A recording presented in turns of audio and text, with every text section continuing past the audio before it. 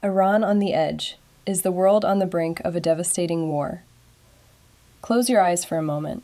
Picture this. It's 3 in the morning, somewhere over the Atlantic Ocean. On the deck of an American aircraft carrier the size of a 20-story building, fighter pilots are checking their aircraft for the 100th time. Engines humming, missiles locked in place. Orders haven't come yet, but everyone on board knows they could drop at any moment. This is not a scene from a Hollywood war movie. This is reality, right now, while you're watching this video. The United States has just launched one of the most significant military buildups in decades across the Middle East. 2 massive aircraft carriers, missile-armed destroyers, fighter squadrons, refueling aircraft, state-of-the-art missile defense systems, all of it piling up in a region already sitting on a powder keg. And meanwhile, in Oman, diplomats are whispering behind closed doors, desperately searching for a deal that could prevent the unthinkable. So here is the real question. The question everyone is asking but nobody dares to ask out loud. Are we sliding toward a war with Iran? And if so, what does that actually mean? For the Middle East? For Europe? For you? For all of us? For the entire world? Stay with me, because what you're about to learn in the next few minutes will completely change the way you understand what is happening in this part of the world. To understand where we are today, you first need to understand what happened just a few months ago. In the summer of 2025, the world held its breath for 12 days. 12 days that changed everything. Israel launched an air campaign of surgical precision against Iran. In a single day, one single day, the Israeli military dominated Iranian airspace, targeting top security officials, destroying half of Iran's missile arsenal, and inflicting damage Tehran never saw coming. The United States, for its part, launched Operation Midnight Hammer, targeted but devastating strikes against Iranian nuclear infrastructure. Think about what that means. Decades of work, enormous sacrifices, colossal investments in a secret nuclear program, erased in a matter of hours. Centrifuges silenced, underground tunnels blown apart, nuclear engineers scattered to the winds, and yet, Iran is still standing. Wounded, humiliated, but still standing. And that is precisely where the danger lies. Because a wounded regime, a regime humiliated in front of the entire world, is a regime that has everything to prove. Iranian leaders know that their political survival, perhaps even their physical survival, depends on their ability to respond, to show the world they are not defeated, that they will not capitulate.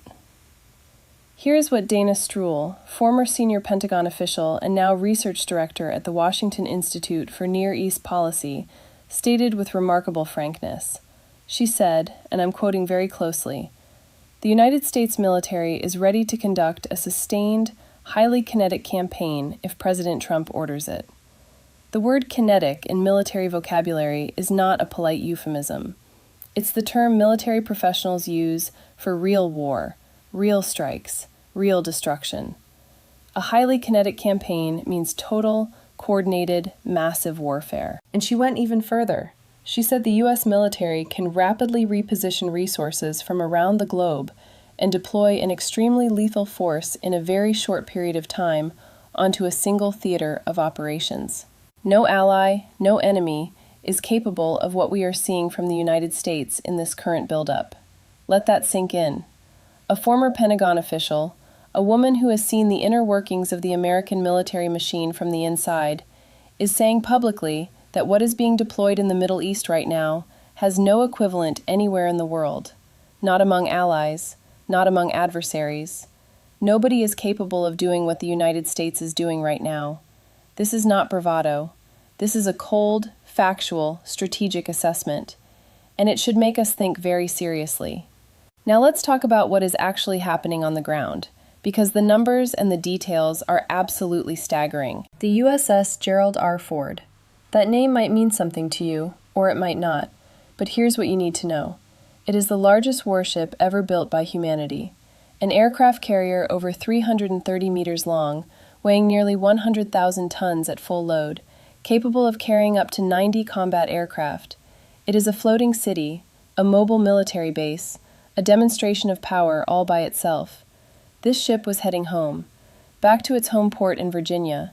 Sailors were calling their families, counting the days, and then the orders came down. Turn around. head to the Middle East. That seemingly small detail says more about the gravity of the situation than any diplomatic speech ever could. When you recall an aircraft carrier mid-journey home, it means the situation is absolutely urgent. It means that someone, somewhere, at the highest levels of the American government, decided that the risk was too great to let this behemoth return to port, and the USS Abraham Lincoln is already operating in the Arabian Sea. 2 aircraft carriers, 2 complete carrier strike groups with their escort destroyers, submarines, and supply ships, dozens of combat aircraft, thousands of sailors and soldiers, all of it concentrated in one single region of the world. Add to that squadrons of FA-18 Super Hornet fighters, the most sophisticated combat aircraft in the U.S. Navy, aerial refueling tankers enabling long-range missions, air defense systems capable of intercepting ballistic missiles hundreds of kilometers away, missile destroyers, each one a strike platform capable of firing dozens of Tomahawk cruise missiles within minutes. The firepower accumulated in this region is simply mind-bending, and Dana Stroul made it crystal clear. This force was designed to last for weeks. This is not a temporary show of force. This is a durable war infrastructure, built to sustain a prolonged campaign. Now let's look at the other side.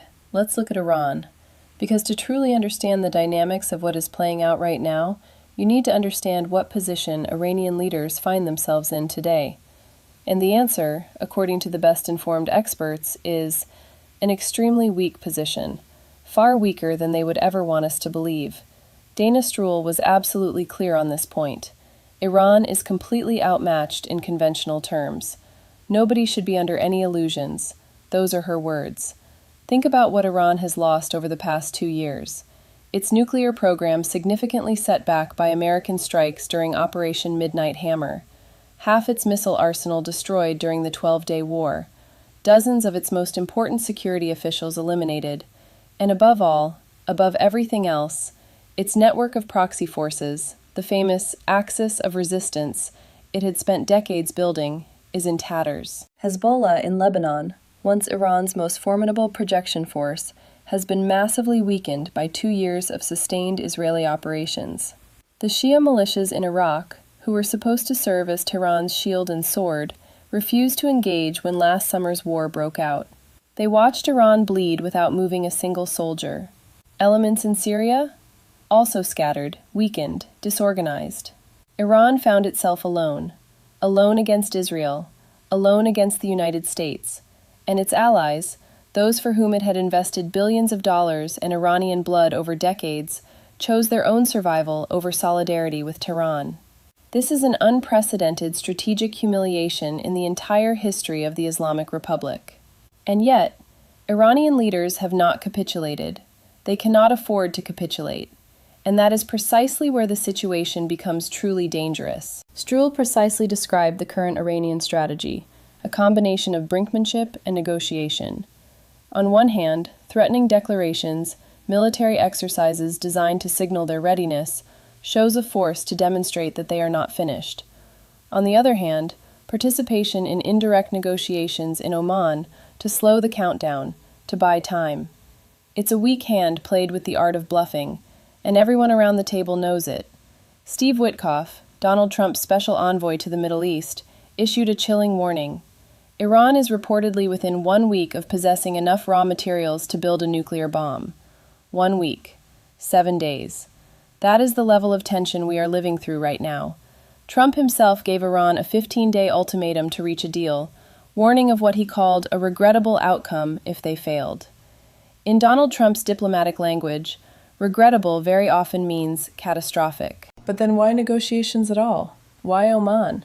Why this diplomatic dance if everyone knows that American military power is overwhelmingly superior? The answer is complex and reveals the true depth of what is really at stake in this crisis. First, a war against Iran is not a surgical operation. Even if the United States and Israel have demonstrated their ability to strike with remarkable precision, an extended military campaign would have unpredictable regional consequences. Iran, even weakened, retains the ability to disrupt oil traffic through the Strait of Hormuz, through which approximately 20% of the world's oil flows. Even a temporary closure of that strait would send oil prices to levels not seen since the petroleum shocks of the 1970s. Already fragile global economies could plunge into recession. Second, Iran still has missiles. Fewer than before, but it still has them. And even a partially successful Iranian strike against American bases in the region, against Israel, against Saudi oil infrastructure, would have enormous political consequences. The price of American blood is always a fundamental political equation in Washington. Third, and this is perhaps the most important factor, a full-scale war against Iran would produce civilian casualties inside Iran that would shock the international community. 80 million Iranians live in that country. The vast majority of them are not responsible for the decisions of their leaders. Total war would generate civilian casualties, creating massive international pressure on the American administration. That is why diplomacy exists alongside the military show of force. Not because Washington is hesitating, but because a credible military threat is the most powerful lever for extracting concessions at the negotiating table. Let me explain exactly what the United States wants from Iran, because understanding the objectives of this negotiation is essential to understanding whether a deal is possible or whether war is inevitable. The central, non-negotiable objective is the definitive and verifiable abandonment of the Iranian nuclear program. Not a temporary freeze, not a partial limitation, a complete dismantlement, subject to intrusive and permanent international inspections. Washington wants absolute certainty that Iran will never join the club of nuclear powers. For Tehran, this objective is existentially problematic. The nuclear program is not simply a military tool for Iranian leaders. It is a symbol of sovereignty, of modernity, of power. It is proof that Iran can compete with the great powers. And above all, it is the only truly strategic card that Iran holds in a game against a conventionally overwhelming superpower. Abandoning the nuclear program means exposing yourself permanently, accepting a permanent vulnerability against the United States and Israel. For leaders who have seen what happened to Saddam Hussein in Iraq and Muammar Gaddafi in Libya, two leaders who renounced their weapons of mass destruction programs and were then overthrown and killed, this is a terrifying proposition. But not accepting means facing an American military force now clearly positioned for action. This is the very essence of Iran's dilemma today. Here is what makes this crisis different from every previous confrontation between Washington and Tehran. Since 1979, since the Islamic Revolution and the taking of American diplomats as hostages, the United States and Iran have engaged in a dangerous dance. Sanctions, proxy operations, targeted assassinations, cyber attacks, negotiation attempts, but never a direct, total, openly declared confrontation. Why? Because on each side there were red lines that maintained a fragile sort of equilibrium. Iran knew how far it could go. The United States knew what would trigger a disproportionate Iranian response, and both parties, despite their deep hostility, preferred controlled instability to open war. Those red lines were crossed in the summer of 2025. Operation Midnight Hammer constituted a direct American military intervention against Iran. This was no longer proxy warfare, no longer cyber operations, no longer economic pressure. These were American bombs falling on Iranian facilities. The precedent is set. And now, with carrier strike groups positioned throughout the region, with a military infrastructure designed for weeks of war, with an American president issuing public ultimatums with precise deadlines, we are in a new configuration, one in which the old rules of the game no longer necessarily apply. So what is the ultimate question? Where are we heading? Experts are divided, as they always are during high-intensity crises. Some believe a deal is possible because both parties have rational reasons to avoid war. The United States does not want a long and costly conflict. Iran cannot survive a total military confrontation. The logic of mutual deterrence should prevail. Others, and Dana Stroul seems to be implicitly among them, believe that the current military posture is not simply an instrument of diplomatic pressure. It is real preparation for real action. The difference between the summer of 2025 and today, she says, is that last year's strikes were limited and surgical. What is in place today is broader, deeper, more sustained. It is simply not the same thing. And then there is the fundamental unknown, Donald Trump himself. This is a president who has repeatedly demonstrated his ability to make decisions that experts considered irrational or unpredictable, a president who thinks strategically in terms of power demonstration, credibility, and visible wins. And a visible victory against Iran, the definitive resolution of the Iranian nuclear question, could be exactly the kind of geopolitical triumph he is looking to add to his legacy. Stroll said it with remarkable precision. This is not a question of military readiness. The military is ready. This is a political decision, and that political decision belongs to one man alone. What is at stake in this crisis goes far beyond the Iranian nuclear question, as fundamental as that question is. What is playing out in the Middle East right now is the question of the world order for the coming decades. If Iran is forced to abandon its nuclear program, whether through diplomacy under threat or through military force, it will send a thundering message to every state seeking to develop nuclear capabilities. The message will be, there is no weapon powerful enough to protect your regime against American military power if Washington decides to act. That message will have profound consequences for North Korea, for other regional actors, for the global nuclear proliferation dynamic, and it will fundamentally redefine the relationship between the United States and the rest of the world. On the other hand, if Iran manages to conclude a deal that preserves a portion of its nuclear capabilities, if the massive American military pressure proves unable to extract total capitulation, that will be an Iranian victory that encourages other actors to challenge American power. The stakes are not just Iran. This is about American credibility, about the architecture of international security, about the fundamental question of who makes the rules in the 21st century world. This is where we stand. Two giant aircraft carriers in strategic waters, diplomats negotiating in the discreet corridors of Oman, an American president counting the days, Iranian leaders trying to maintain their facade of strength while knowing perfectly well that they are playing a losing hand militarily. And in the middle of all of this, millions of ordinary people, in Iran, in Israel, across the Gulf states, everywhere in the region, looking up at the sky and wondering what tomorrow holds for them. The next negotiating session in Oman could be one of the most important in decades. Either both parties find a path toward a deal that avoids military escalation, or we enter a new phase, one in which the inevitable becomes real. What we know with absolute certainty is that the American military, in the words of a former senior Pentagon official, is ready to execute any order given. That the largest warship ever built turned around mid-journey and is heading toward the Middle East, and that the countdown has begun.